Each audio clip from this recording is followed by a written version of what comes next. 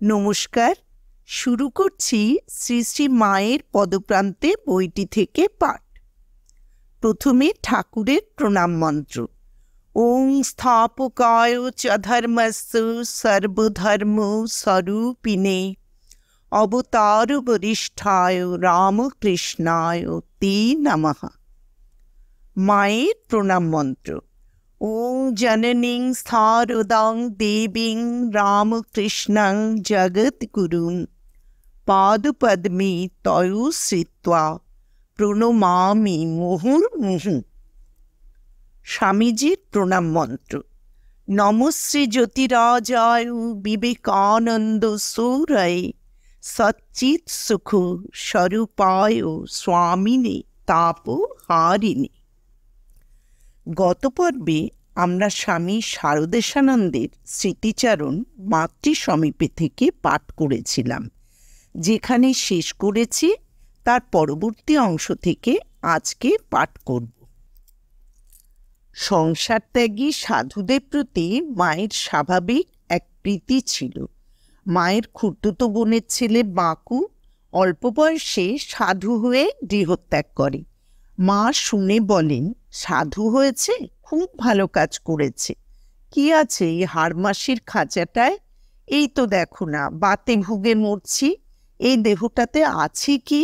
কিসের জন্য এত মায়া? দুদিন পরেই তো শেষ হয়ে যাবে। তখন পুড়ালে হবে দেড়শের ছাই। ওই দেড়শের ছাই বই তো নয়। বাকু সাধু হয়েছে, ভগবানের পথে গিয়েছে, বেশ করেছে, বেশ করেছে। মায়ের সাধুপ্রীতি সম্বন্ধে আর একটা ঘটনা মনে পড়ছে। একদিন সন্ধ্যার পরে জনৈক সন্তান মাকে চিঠি পড়ে শোনাচ্ছেন। মা পা মেলে মেঝেতে আসনের উপর বসেছেন। সামনে হ্যারিকেন লণ্ঠন। ছেলেটি মায়ের পাশেই বসে মাথা নিচু করে চিঠি পড়ছেন। হঠাৎ তাঁর দৃষ্টি পড়ল মস্ত বড় একটা তেঁতুল বিছা মায়ের দিকে এগিয়ে আসছে। দেখা মাত্রই সন্তানের মনে হলো মাকে কামড়াবে না তো।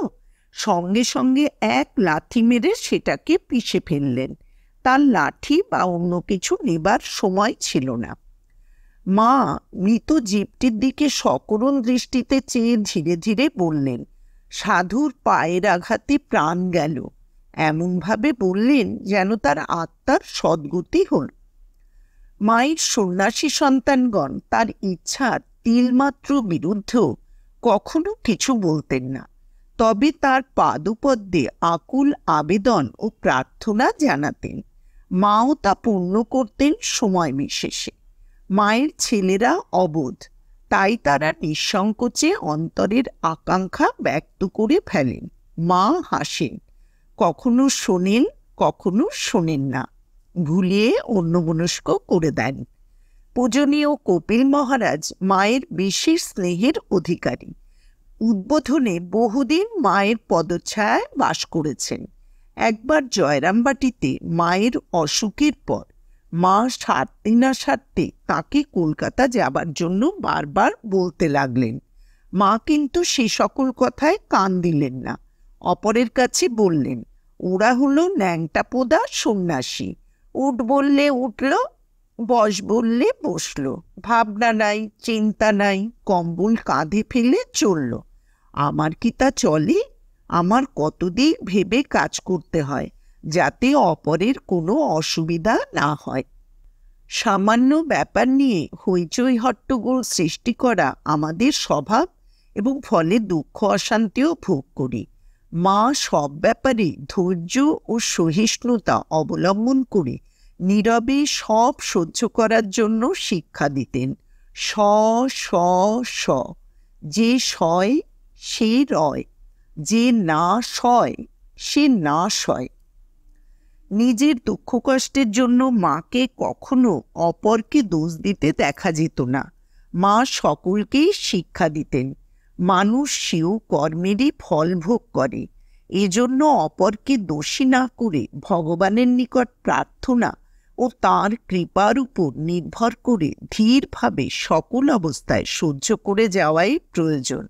শ্রী শ্রী মায়ের চরণ প্রান্তে যাদের কিছুদিনও বাস করবার সৌভাগ্য হয়েছে, তারা সকলেই হৃদয়ঙ্গম করেছেন যে মা তার সন্তানদের জীবন গঠনের জন্য চরিত্রবল, বৈরাগ্য, তিতিক্ষা, সংযম, ভগবত ভজন এবং সর্বাবস্থায় ঈশ্বরের দৃঢ় বিশ্বাস, নিষ্ঠাভক্তি ও নির্ভরতা শেখাতেন। তার নিজের যেমন তেমনি তার সন্তানগণের মধ্যেও ভাবুকতার আড়ম্বর কখনো দেখা যেত না। সকলেই ছিলেন সৌম্য, শান্ত, ধীর, স্থির। মাতৃসমীপে এই স্মৃতিচারণটি এখানেই শেষ হলো। এবার আমরা শুরু করব মাতৃ সান্নিধ্যে। এই স্মৃতিচারণটি করেছেন স্বামী নির্বাণানন্দ। মাকে আমি প্রথম দেখি কাশীর সেবাশ্রমে। যতদূর মনে পড়ে এটি 1912 খ্রিস্টাব্দের নভেম্বর মাসের প্রথম দিকের ঘটনা। কালী পুজোর পরদিন মা এসেছিলেন সেবাশ্রমে। আমি সেবাশ্রমে এসেছি এর কদিন আগে মাত্র, সঙ্ঘে যোগদানের উদ্দেশ্য নিয়ে। এখানে আসার আগেই আমি শ্রী শ্রী রামকৃষ্ণ কথামৃত ও অন্যান্য সূত্রে শ্রী মায়ের কথা জেনেছিলাম। মহারাজও তখন সেবাশ্রমে অবস্থান করছিলেন। মা ছিলেন অদ্বৈত আশ্রমের কাছে বাগবাজারের কিরণ দত্তদের বাড়ি লক্ষ্মী নিবাসী। মা সেদিন সেবাশ্রমের সবকিছু ঘুরে ঘুরে দেখেছিলেন। সেবাশ্রমের সাধুদের নারায়ণ জ্ঞানে রোগীদের সেবা দেখে মা অত্যন্ত খুশি হয়েছিলেন। বলেছিলেন, দেখছি ঠাকুর এখানে স্বয়ং বিরাজ করছেন, আর আমার ছেলেরা প্রাণপণে রোগীদের সেবা করে তাঁরই পূজা করছে। অনেকক্ষণ সেবাশ্রমে কাটিয়ে মা লক্ষ্মী নিবাসে ফিরে গেলেন। কিছুক্ষণ পরেই চারু মহারাজের কাছে একটা 10 টাকার নোট পাঠিয়ে দিলেন মা। চারু মহারাজ কাশী সেবাশ্রমের অন্যতম প্রতিষ্ঠাতা। তখনও তিনি অবশ্য সাধু হননি। তখন তিনি চারুবাবু চারুচন্দ্র দাস, যিনি টাকাটা নিয়ে এসেছিলেন, তিনি বললেন, মা সেবাশ্রমের কাজ দেখে খুব খুশি হয়েছেন, তাই এই টাকা পাঠালেন।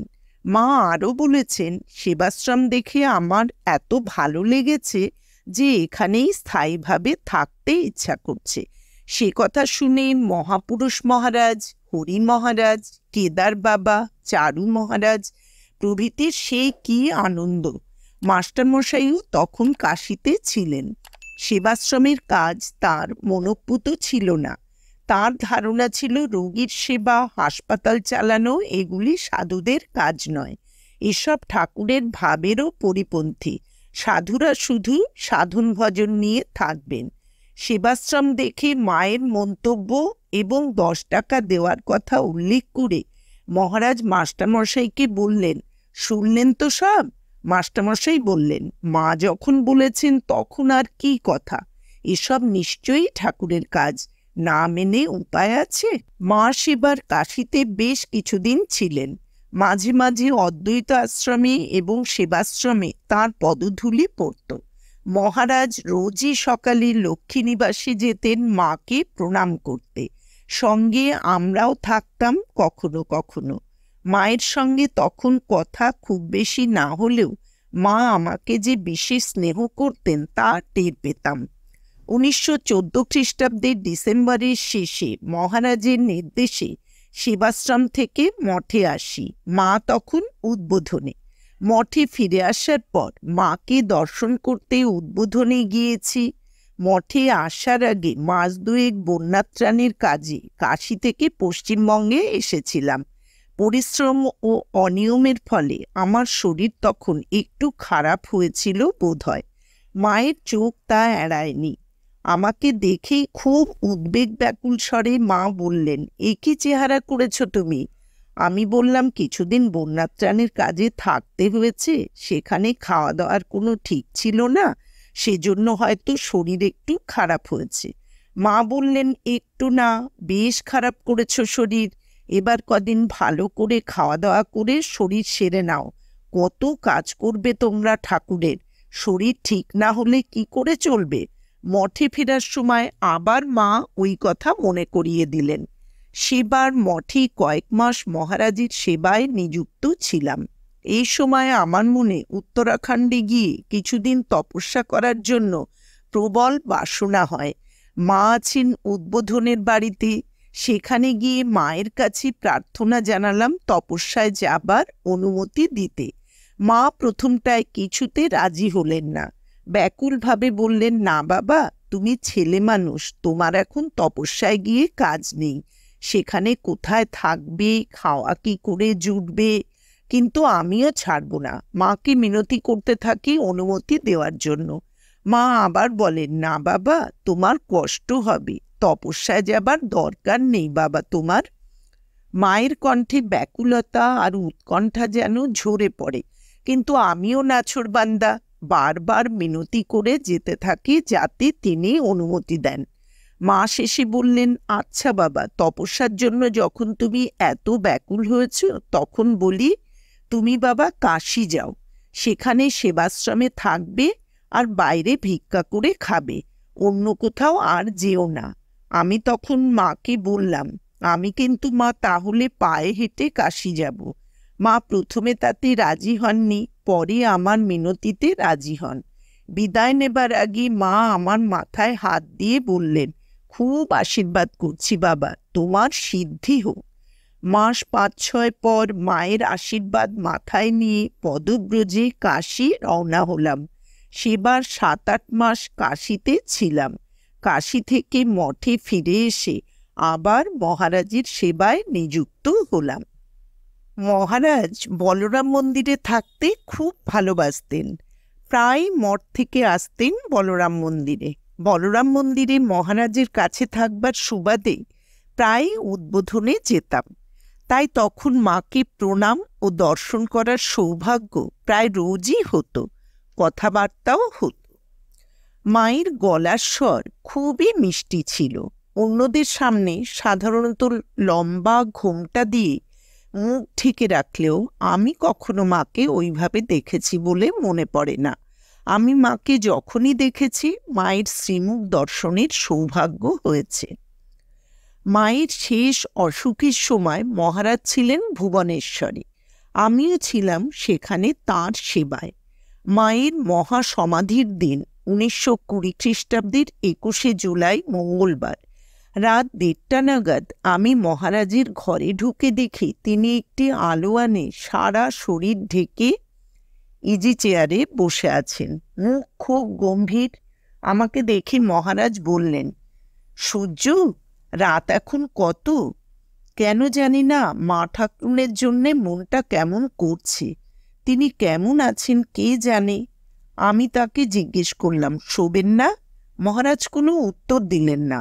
মহারাজের মুখের ওই গম্ভীর ভাব দেখে এবং মায়ের জন্যে তার মন খারাপের কথা জেনে তার মন একটু হালকা করার জন্যে বললাম, তামাক সেজে নিয়ে আসবো মহারাজ?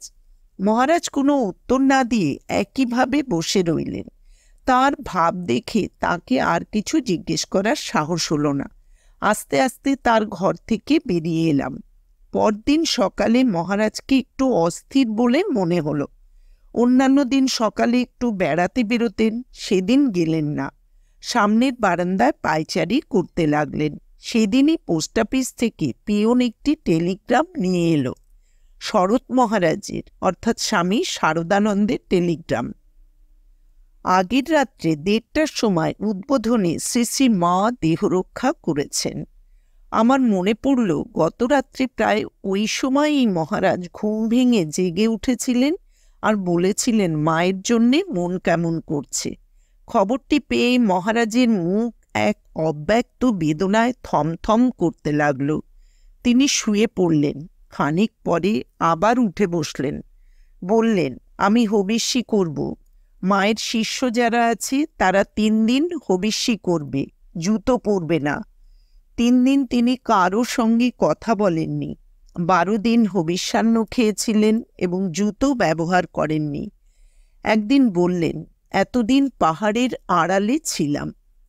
শুনেছি মায়ের শরীর দাহ হয়ে যাবার পর মহাপুরুষ মহারাজ উপস্থিত সাধু ও ভক্তদের বলেছিলেন, সতীর শরীরের এক একটি অঙ্গ বুকে নিয়ে সারা দেশে 51টি পীঠ গড়ে উঠেছে।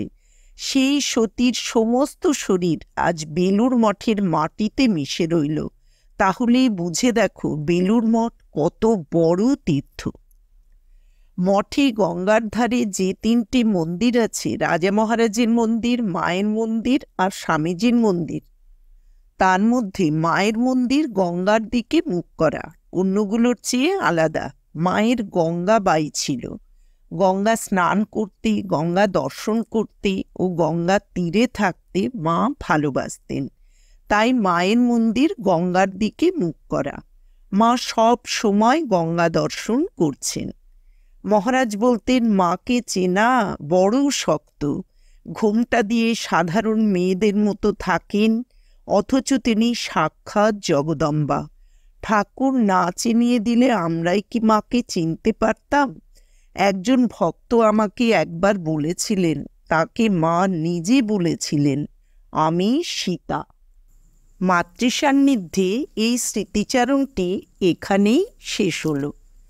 জয় ঠাকুর, জয় মা।